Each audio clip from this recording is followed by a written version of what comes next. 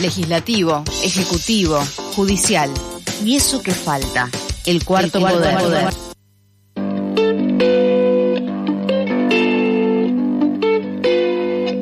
El informe Recomposición Laboral Regresiva en busca del $1.000.000 realizado por Eduardo Chávez Molina, Mariana Sosa y José Rodríguez de la Fuente constituye un análisis sobre la precarización laboral, presentando a su vez un análisis detallado de la crisis laboral y social en Argentina, destacando un marcado proceso de precarización estructural que compromete la sostenibilidad del sistema previsional y las condiciones de vida de la mayoría de la fuerza laboral. Por ello, estamos en comunicación con Mariana Sosa, investigadora del Grupo de Estudios de Movilidad y Desigualdad Social del Instituto Gino Germani y del CONICET, y como decíamos, una de las autoras de este informe. Hola Mariana, ¿cómo estás? Te saluda Mailén desde Eso que Falta. Hola Mailén, ¿qué tal? Muchas gracias por la invitación. Gracias a vos por sumarte en este mediodía de viernes. Bueno, ¿podrías describirnos en términos concretos qué mecanismos algorítmicos son los que ejercen mayor control sobre la fuerza de trabajo, desmintiendo así la promesa de autonomía? Mira, nosotros lo que trabajamos en el informe y que es lo que le da el título al informe es la recomposición laboral regresiva que vemos en el mercado de trabajo en los últimos 2 años, o sea, en particular desde que asumió el nuevo gobierno de Javier Milei. Uh-huh. Nosotros lo que vemos es que, o sea, le llamamos recomposición regresiva porque lo que vemos es que se destruyeron 407.000 puestos de trabajo asalariados formales y esta pérdida se compensó con la creación de 226.000 puestos de trabajo precarios, de los cuales la mayoría son cuentapropistas de baja calificación, o sea, ¿y por qué nosotros a esto le decimos que es una reconversión regresiva? Uh-huh. O sea, el salir del asalariado y reconvertirse en el cuentapropismo. Bueno, porque si comparamos el trabajador precario con el trabajador asalariado formal, el trabajo precario supone una mayor desprotección laboral, o sea, no estás cubierto por la normativa laboral vigente, no tenés días pagos por enfermedad, aguinaldo, vacaciones, obra social, aportes jubilatorios y además tenés salarios e ingresos laborales muchísimo más bajos. Los informales cobran 50% menos que un asalariado formal. Entonces, lo que vemos es este cambio, porque también esto es importante que justo, por ejemplo, en el día de ayer salió, el INDEC publicó un dato de mercado de trabajo en el cual mostraba que había bajado la desocupación, ¿sí? Lo que pasa que ahora nuestro mercado de trabajo y nuestras sociedades tienen, o sea, adquirieron ciertas particularidades y cierta complejidad los mercados laborales, por lo cual es necesario como entrar con la lupa en los datos y ver qué hay detrás de esa información. Entonces nosotros acá, por ejemplo, lo que vemos es que pese a que el dato general de que la tasa de desocupación bajó es real, también lo que vemos es de qué está hecha esa recomposición. Y por eso es que decimos que es regresiva, porque lo que vemos es que se destruye muchísimo empleo de calidad, o sea, asalariado formal en el sector privado, y se compensa, entre 1000 comillas, en el cuentapropismo informal. Y esto, por ejemplo, para dar un ejemplo, sería un trabajador al que despidieron de la empresa Whirlpool, que ganaba quizás 1,5 millones, 1.800.000 pesos por mes, lo despidieron y se puso a trabajar de albañil, de reparación de algunas cosas, pero bueno, teniendo un salario, o sea, sin tener la cobertura social, sin tener aporte jubilatorio, sin tener todos los beneficios que supone el trabajo asalariado formal de calidad, sino que además son los trabajadores precarios están inmersos en una gran incertidumbre en relación a los ingresos, porque un mes podés tener cierta cantidad de trabajo o volumen y al otro mes es diferente. Entonces es como la situación es realmente mucho peor. Y también, bueno, nosotros también lo que veíamos en el informe es esto que también denominamos crisis de ingresos, porque lo que vemos es que 7 de cada 10 ocupados cobra 1 millón de pesos o menos. Sí. Lo cual es un monto de un ingreso laboral que, si lo comparamos con el costo de la canasta básica total, está por debajo. Entonces, bueno, es un dato que resulta bastante alarmante en este contexto en donde el proceso que estamos viendo es de destrucción de puestos de calidad y creación de puestos precarios, mal pagos, no cubiertos por la seguridad social y todas las implicancias que eso supone. Claro. Hablando de ingresos, ¿cuál es el cálculo promedio de la rentabilidad real del trabajo en plataformas una vez que se descuentan los costos operativos y el tiempo además de espera que es no remunerado, ¿no? Como en esto que hablábamos también de la precarización, eso también es una de estas nuevas características, si se quiere. Sí, mira, la pregunta que vos me haces es muy específica. Yo no estoy al tanto del tiempo de espera y de cómo es en los trabajadores de plataforma. Lo que sí podemos ver es que también hubo hace poco, se realizó un informe de una fundación que consideró el tema de los trabajadores de plataforma y bueno, tiene que ver con esto que te estoy diciendo de la reconversión regresiva. Hay trabajadores de empleos de calidad que cuando son despedidos buscan refugiarse quizás en este trabajo de aplicaciones como podría ser Pedidos Ya, Rappi, Uber y demás. Sí. Y lo que vemos que está pasando, o sea, la realidad es que el mercado de trabajo de esas aplicaciones se está saturando, o sea, ya no da para más, porque no es que a ver, tenemos 400.000 personas despedidas del empleo asalariado formal. Si esas 400.000 personas se suman a hacer Uber o a hacer Rappi, o sea, no es que van a poder llevar pedidos. Lo que ya vemos que está pasando es que la gente que, por ejemplo, trabaja en el reparto de comida, de delivery, está teniendo que quedarse más horas cada día para cubrir la misma cantidad de pedidos que antes cubría en menos horas. Y esto tiene que ver justamente con este empeoramiento de las condiciones laborales generales que llevan a más gente que busca refugiarse, o sea, porque realmente es un trabajo que funciona como refugio, porque obviamente nadie pretende quedarse a trabajar como repartidor de delivery andando en bicicleta durante 30 años, es un trabajo que funciona como refugio en cierto momento en particular y lo que vemos es que se está llegando a un punto de saturación tal en la cual incluso ya se está viendo que los repartidores necesitan quedarse más horas, o sea, trabajar más horas para llegar al mismo sueldo debido a la fuerte cantidad de trabajadores como fue aumentando. Claro. Ustedes en el estudio también abordan la situación de las mujeres trabajadoras. ¿Cuáles son los hallazgos más relevantes respecto a la doble jornada que desde los feminismos se denuncian hace añares y que ustedes también plantean que se ve exacerbada por este modelo de trabajo de plataformas?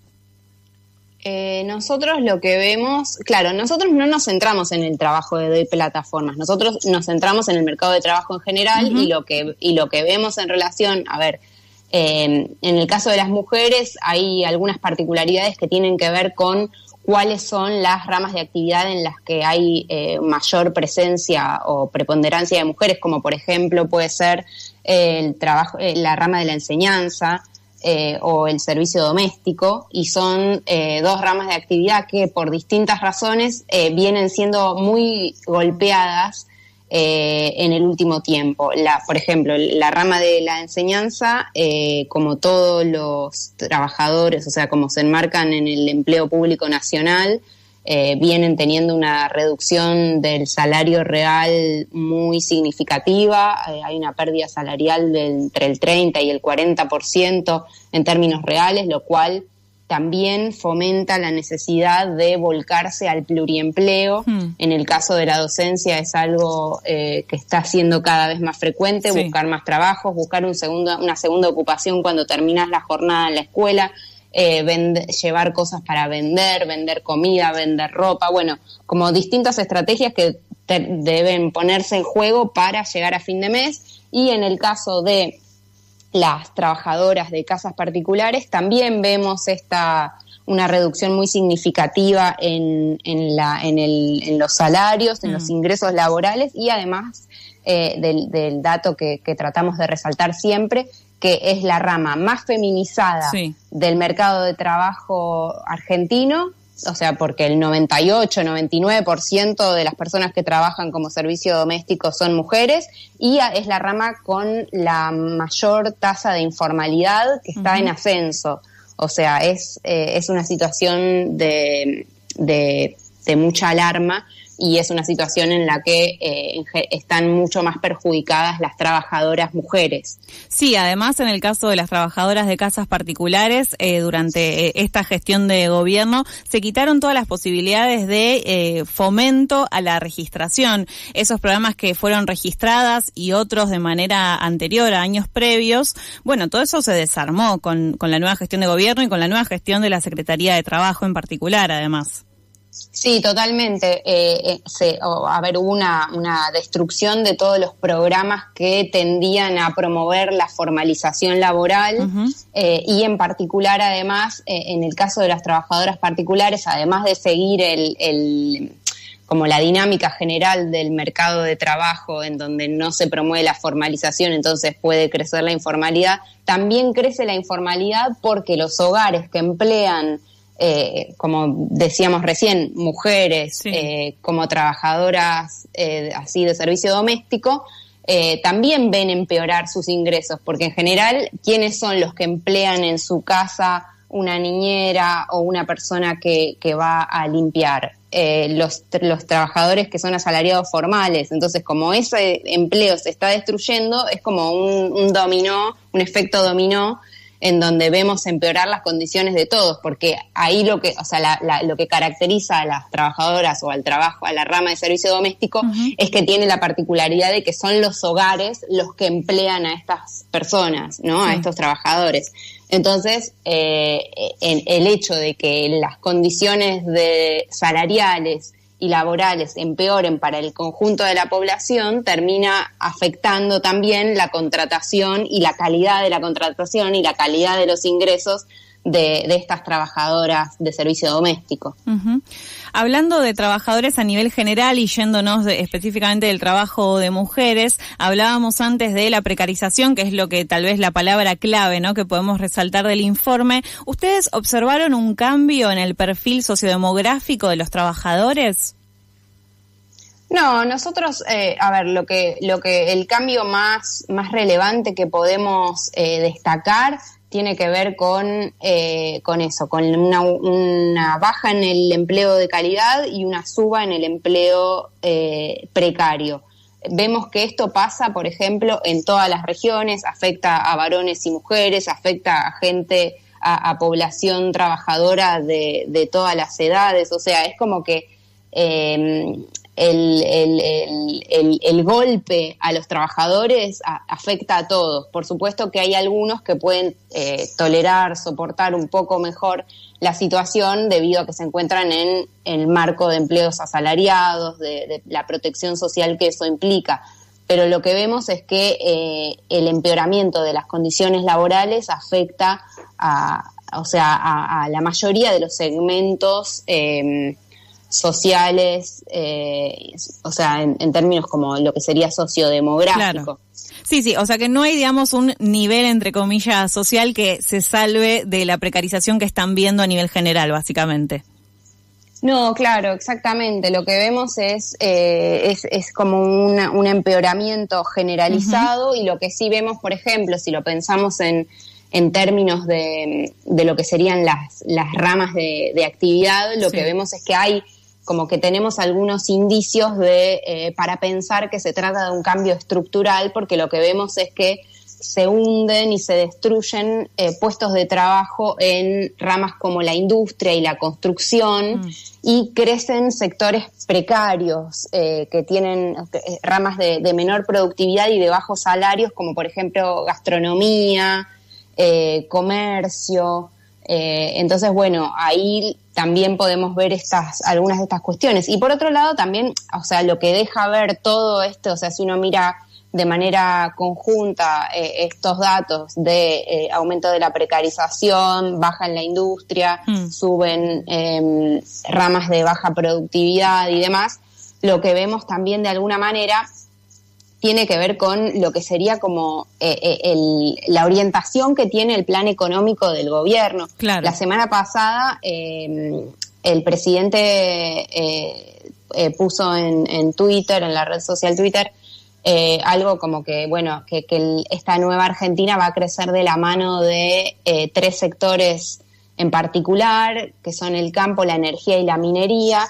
Y acá es importante destacar que son 3 actividades que, pese a que tienen alta competitividad internacional y demás, no son mano de obra intensiva, o sea, no requieren muchos trabajadores, por lo tanto generan muy poco empleo y no derraman. Entonces las 3 actividades juntas emplean solamente al 1% del total de ocupados del país. O sea, no es nada. Claro. Un país que tiene 47 millones de habitantes no puede salir adelante de la mano de 3 actividades económicas como esta, que dejan afuera al 99% de los trabajadores. Sí, y ni hablar del costo ambiental que vamos a pagar con cada una de esas industrias mayormente desarrolladas, ¿no? Sí, totalmente. O sea, eso sin meternos en otros ámbitos que no sean el laboral, claro. Por supuesto, no, por eso, si nos metemos además en el pasivo ambiental, en el daño, todo, no, es otra cosa, por eso. Pero ni siquiera, si fuera todo verde lo que se generara,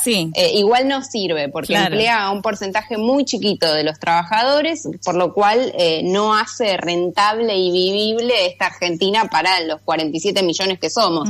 Si fuésemos un país con 4 millones de habitantes, a lo mejor nos serviría vivir de esas 3 ramas de actividad, pero como tenemos 47 millones, no nos sirve.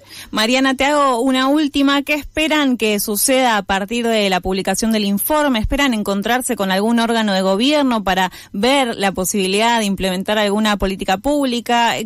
¿A dónde esperan llegar con la publicación del informe? No, bueno, a nosotros nos interesa difundir este tipo de informes porque somos investigadores de CONICET, de la Universidad de Buenos Aires, nos interesa contribuir al debate público en el marco de estas temáticas que tienen que ver con el mercado de trabajo y la pobreza.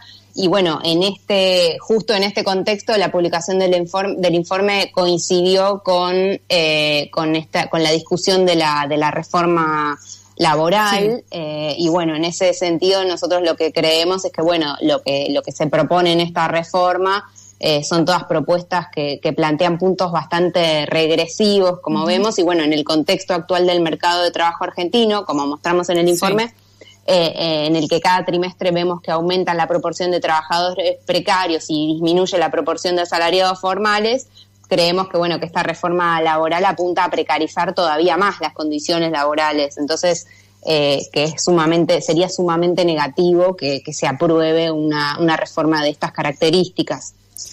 Clarísimo. Mariana, te agradecemos muchísimo los minutos con Eso que Falta y te mandamos un saludo. Bueno, muchas gracias. Un abrazo. Hasta luego. Pasó así Mariana Sosa, investigadora del Grupo de Estudios de Movilidad y Desigualdad Social del Instituto Gino Germani y del CONICET. Hablamos sobre el informe Recomposición Laboral Regresiva en busca del $1.000.000.